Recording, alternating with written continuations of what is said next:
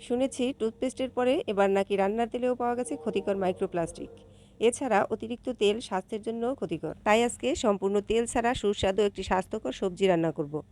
এখানে নিয়েছি মিষ্টি কুমড়া, পটল, বরবটি, কাঁকরোল, ঢেঁড়স এবং আলু। সবগুলো সবজি কেটে ধুয়ে একসাথে নিয়ে এর ভেতরে দিয়ে দিয়েছি পেঁয়াজ কুচি, রসুন বাটা, লাল মরিচের গুঁড়া, হলুদের গুঁড়া এবং লবণ। আর দিয়েছি চিংড়ি মাছ।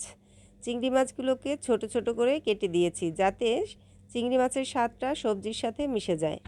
সবগুলো একসাথে মিশিয়ে প্রথমে চুলায় দিয়ে একটু কষিয়ে নিয়েছি। তেল ছাড়া রান্না করলেও কিন্তু সবজির স্বাদ, রং এবং পুষ্টিগুণ অটুট থাকবে। সুন্দর করে কষিয়ে নেওয়ার পরে দিয়ে দিয়েছি পরিমাণ মতো পানি।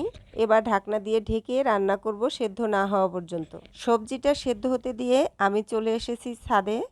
এখান থেকে কিছু ফ্রেশ ধনিয়া পাতা তুলে নিয়েছি। আমার সবজি সেদ্ধ হয়ে গিয়েছে। ঝোলটা আরেকটু কমে আসলে দিয়ে দেব কেটে নেওয়া ধনিয়া পাতাগুলো। আসলে তেল ছাড়া রান্না মানে স্বাদহীন নয়, এটা আগে জানা ছিল না।